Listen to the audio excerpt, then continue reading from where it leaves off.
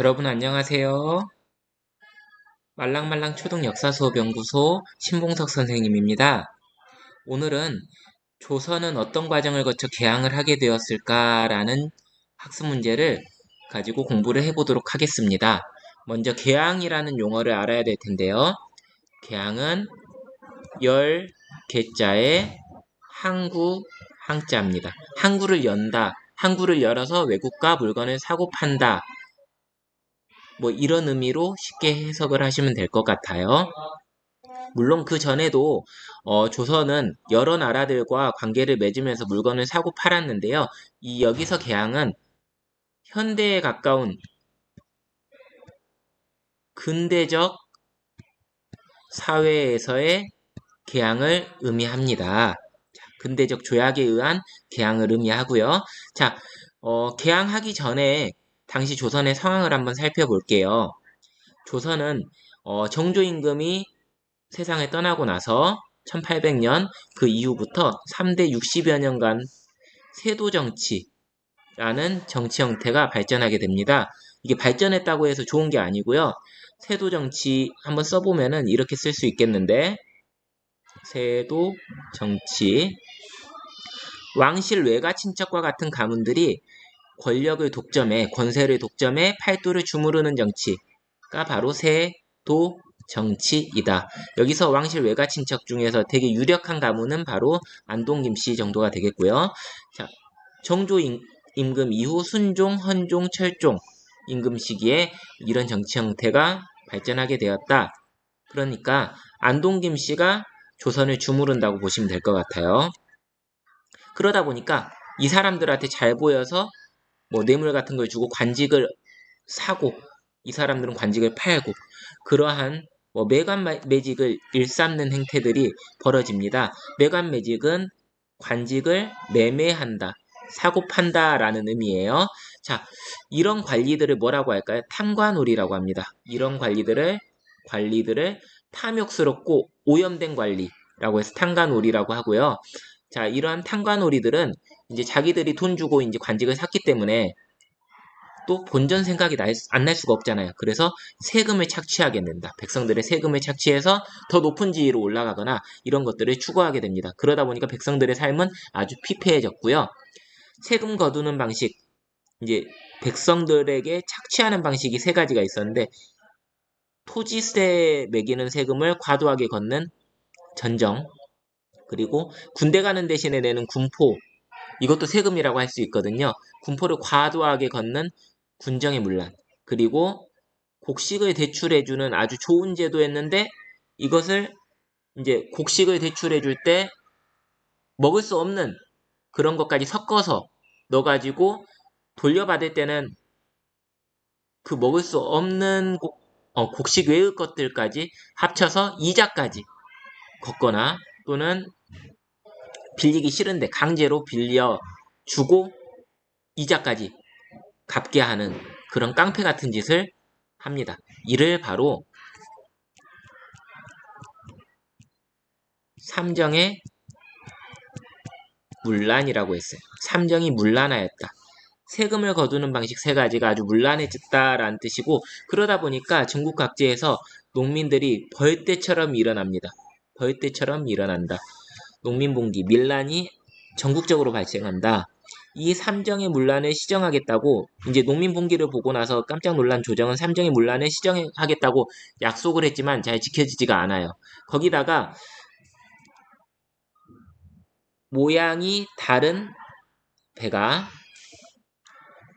서양의 모양이 다른 배, 이걸 이양선이라고 하는데, 이게 전국 해안가에 막 드나들기 시작합니다. 그러다 보니까 되게 백성들이 심리적으로 불안했던 상황이었다고 보시면 될 것 같아요. 자, 이런 상황에서 등장한 사람이 바로 철종 이후에 고종이라는 임금이 등장하는데, 고종은 뭐 12살 소년이었고, 그의 후원자인 아버지 흥선대원군이 한동안 조선의 정치를 주무르게 됩니다. 대원군은 여태 자기가 보고 듣고 느꼈던 것들을 개혁하고자 노력을 하는데요. 일단 바로 안동 김씨, 대다수를 차지하는 주요 정책 결정 기구인 비변사의 기능을 약화시킵니다. 여기서 비변사는 변란에 대비하기 위한 회의 기구였는데 임진왜란 이후에 점점 강력해져서 국가 정책을 총괄하는 그런 조직으로 변질되게 되거든요. 그러니까 이것 때문에 왕권이 살지 않고 마음대로 하는 것 아니냐 해가지고 비변사의 기능을 약화시키고 능력 있는 관리들을 선발하기 위해 노력을 합니다. 그리고 나서 백성들이 힘들어했던 삼정의 문란을 시정해 줍니다. 토지를 측량한 토지대장인 양안을 다시 만들어서 이제 자기 땅이 아닌 곳에 세금을 매기는 그런 일들을 줄여주고요. 그리고 군포는 마을 단위로 매겨지는데 양반들은 군포를 내지 않아서 일반 평민들만 너무 군포 부담이 많이 심했단 말이에요. 예를 들면 죽은 사람의 군포까지 내거나 군대를 갈 나이가 되지 않은 어린이의 군포까지 내거나 이런 것들 때문에 너무 힘들어했기 때문에 양반들도 나라를 지켜라. 양반들도 군포를 내라 해서 집집마다 집포자죠. 모든 집에 군포를 매기겠다 해서 호포제라는 것을 실시합니다. 여기 답이 안 나와 있는데 이건 호포제예요. 자, 그리고 나서 황곡의 폐랑 같은 경우에는 덕이 있는 사람에게 곡식 창고를 맡겨서 강제로 곡식을 빌려주고 이자 놀이를 하거나 그런 것들을 막으려고 노력을 합니다. 이걸 사창이라고 하고요. 그렇게 해서 삼정의 문란을 시정하고자 노력을 했고 그것 외에도 백성들을 괴롭히는 게 바로 서원이라는 교육기관이었는데요. 서원은 교육기관이자 훌륭한 학자에게 제사를 지내는 그런 곳인데 수백 곳이 있었고 당시에 그것을 47개만 남겨놓고 다 철폐를 합니다. 그 이유는 이게 제사 지낸다 어쩐다면서 백성들을 양반들이 괴롭히고 양반들이 백성들에게 삥을 뜯는다거나 그런 아지트로 변질되었기 때문이에요. 그래서 괜찮은 서원 몇 곳을 남기고 다 철폐를 해버린다. 공자가 다시 살아 돌아와도 이를 물을 수 없다라고 했던 것 같아요. 백성들을 괴롭히는 일이기 때문에 대원군의 결의가 무척 강했다는 것을 볼 수 있고요.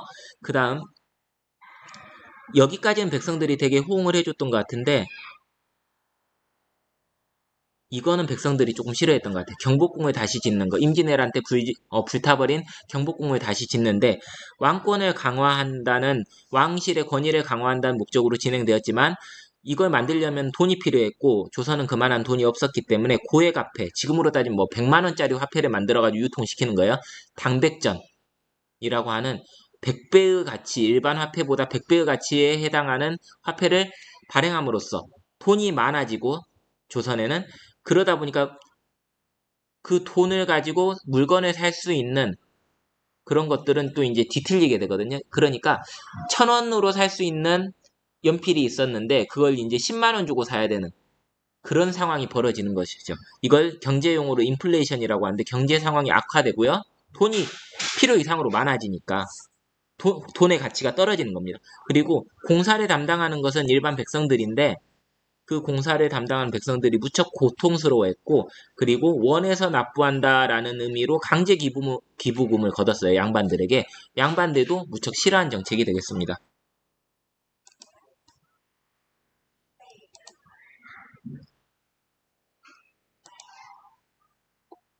그렇게 민심을 좀씩 잃게 되는데요. 민심을 잃고 나서는 이제 정치 일선에서 대원군이 물러나게 되고 아들 고종이 직접 조선을 통치하게 됩니다. 근데 그 전에 또 대원군의 업적을 좀 봐야 될 게 있어요. 바로 통상, 수교, 거부 정책이라는 건데요. 통상은 나라와 나라들끼리 상업행위를 통하게 한다. 물건을 사고 파는 것을 말하고 수교는 관계를 맺는다는 뜻이에요. 근대적인 조약에 의해서 관계를 맺는다는 건데 이것을 거부했다. 대원군은. 자, 오페르트 도굴 사건 이후에 이제 벌어진 사건이 바로 신미양요라는 사건인데요. 자, 제너럴 셔먼호가 그렇게 불탄지도 몰랐어, 사실은 미국은. 근데 훗날 그걸 알고 그걸 빌미로 이제 조선을 침략한 것입니다. 자, 신미양요는 미미광어라는 키워드를 가지고 외우면 편해요. 자, 신미양요는 미국을 광성보에서 어제현 장군과 백성들이 막아냈다라고 외워놓으시면은 틀릴 문제가 없을 걸로 보여요. 자, 이때 조선군들은 거의 전멸할 정도로 힘들게 싸웠었고 너무 극렬하게 저항을 하다 보니까 미국이 물러간 거예요. 이렇게 하면은 통상이 이루어지지 않겠다. 이렇게 반감이 심한데 라고 생각을 하면서 갔겠죠. 그와 동시에 대원군은 이제 자신의 통상수교 거부 정책이 이제 성공하고 있음을 내세우기 위해서 척화비라는 화친을 도모하는 것을 배척한다. 친하게 지내지 않겠다. 서양 세력과. 서양 세력은 이제 오랑캐니 오랑캐와 친하게 지내려고 하는 것은 나라를 팔아먹는 행위다 라는 글귀를 써가지고 척화비를 전국에 세우면서 통상수교 거부 정책을 천명을 합니다. 서양과 통상은 절대 안 된다 라고 했었고요. 하지만 그 대원군이 물러나고 나서 고종이 임금이 되고 나서는 강화도 조약을 맺게 되면서 개항을 하게 됩니다. 항구를 열었다라고 보시면 되겠고요. 최초의 근대적 조약이어서 이제 의의가 있을 수 있겠지만 일본이 폭력을 사용해서 운요 사건이라고 하거든요. 일본이 군함을 끌고 와가지고 우리를 괴롭혀 놓고 그래놓고 자기들이 되려 피해를 받았다 하면서 피해 보상을 요구하면서 통상을 하면은 넘어가 주겠다 이런 태도를 취하면서 접근을 한 거예요. 그러면서 여러 가지 불평등한 조항들을 넣어서 맺은 조약이라고 생각을 하면 될 것 같아요. 조약은 국가와 국가 간의 약속이라고 생각을 하면 돼요. 예를 들면은 우리 항구를 열긴 여는데 그 안에서 이제 일본인이 잘못을 하더라도 일본인은 조선의 법에 의해서 이제 처벌받거나 할 수 없다는 거예요. 그러니까 아무리 나쁜 짓을 해도 일본에 데리고 가서 자기들이 솜방망이 처벌을 하는 것으로 이제 무마시키거나 그럴 수 있다는 것이고 조선의 해안을 일본의 배가 와가지고 마음껏 측량을 할 수 있다. 국토 주권을 위협하는 그런 행위들을 조약의 문구로 넣어놓고 그것을 밀어붙였단 말이에요. 그렇기 때문에 불평등한 조약이다라고 했고 일본의 값싸고 좋은 물건들이 들어오면 좋을 것 같지만 당시 국내의 상인들은 많은 피해를 받게 됐고요. 그리고 우리는 수출할 것이 농산물 같은 것밖에 없기 때문에 당시에 농산물을 수출을 하는데 농산물을 수출을 하지만 그게 수량의 한계가 있잖아요. 농산물을 한정없이 공장에서 옷 만들듯이 끊임없이 찍어낼 수는 없는 거거든요. 1년에 수확하는 양이 정해져 있는데 그것들이 무한정 유출이 되다 보니까 국내에서는 쌀값이 폭등을 하고 백성들이 살기 힘들어지는 그런 상황이 벌어지게 됩니다. 자, 오늘은 여기까지 하고 마치겠습니다. 수고하셨습니다.